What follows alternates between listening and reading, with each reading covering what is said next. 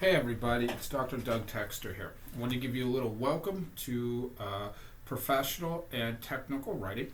I'm going to do two things in this video. First, I'm going to tell you a little bit about myself and my professional writing background, not my academic writing background. Then I'm going to talk a little bit about Lloyd Bitzer's rhetorical situation. Okay, so what kinds of professional writing have I done and what kinds of lessons have I learned from my experience? I think I'll start with the lessons first. When you're writing, people are looking for two things. One, you're on time, and two, you are accurate. And accuracy means you know what you're talking about, and your writing is free of grammatical errors. So, what kinds of writing have I done? Back when I was in college, I first started doing professional style writing for Camino Press. It's a small one-man operation, a publishing house in Philadelphia. I had an internship there and I wrote rejection letters for the manuscripts we got, and it was a lot of fun. I had to be both empathetic and very strict in terms of what we were saying. We're not buying your manuscript. Then, after college, I worked for 3 years as a medical production editor at W.B. Saunders Company. There, I was doing a lot of line editing work on medical prose. Journals ranging from seminars in ophthalmology to liver transplantation and surgery to hepatology. I was helping physicians craft their prose, and I saw a lot of bad writing there, and I helped to try to make it as good as it could be. Then I worked as a developmental editor at Houghton Mifflin. You guys probably know it as Cengage.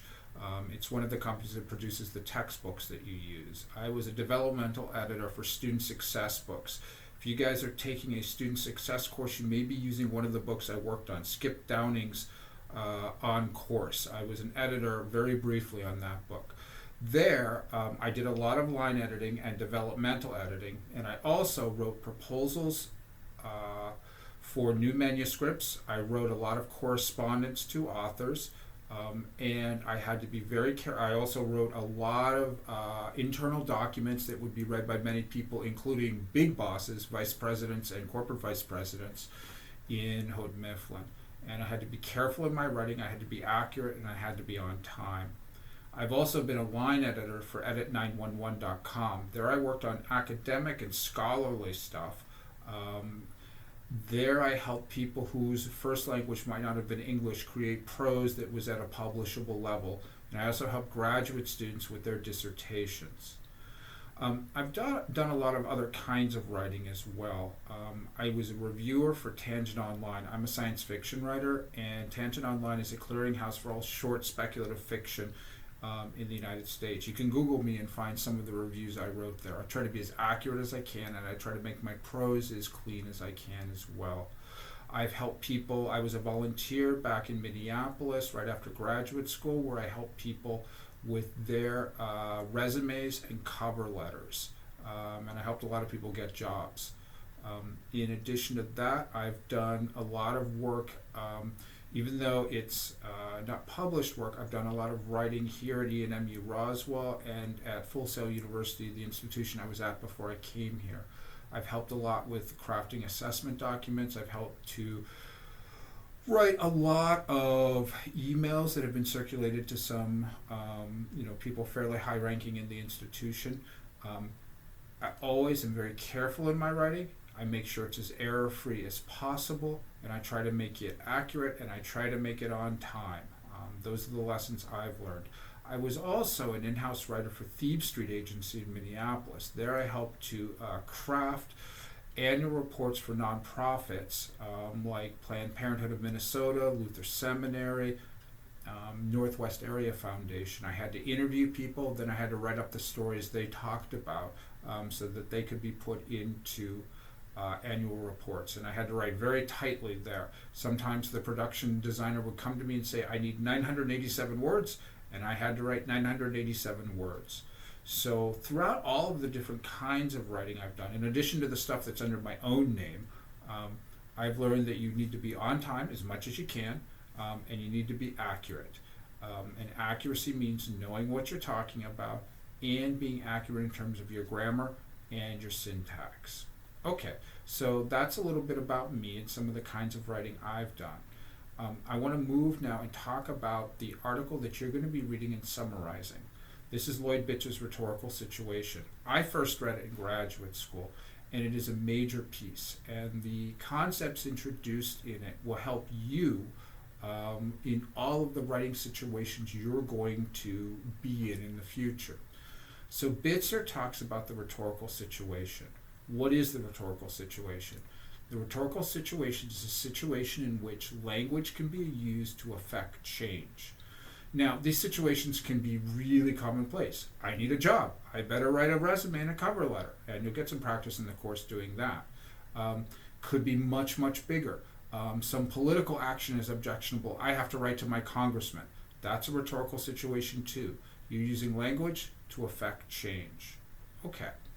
Then, Bitzer says a rhetorical situation has three components. Number one is exigence. That's the problem in the world. Number two is the audience. It's the people you're writing to. And one thing I think I should stress throughout the course is we need to know who our audience is. There is no such thing as a general audience. There are only very specific audiences. The third point that Bitzer brings up is the third component of the rhetorical situation is constraints. Now, this one you might not have heard of. Constraints are factors that operate upon you, the writer, and your audience that can keep the audience from getting your message and acting upon it the way you want them to.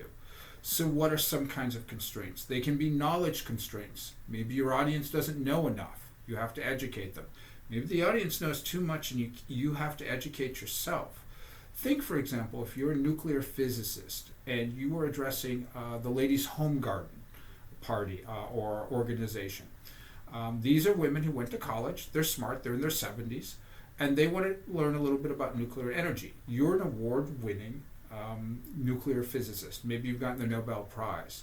You're going to go and you're going to start spewing all sorts of jargon at them. And the ladies will look at you with blank faces, not have any idea what you're talking about, and give you a cookie when you leave. They won't have understood anything you said because you didn't recognize the constraints of your audience. Did you educate them on the terms you were going to use? Did you explain things in ways they can understand them? Not the way you understand them, but the way they understand them.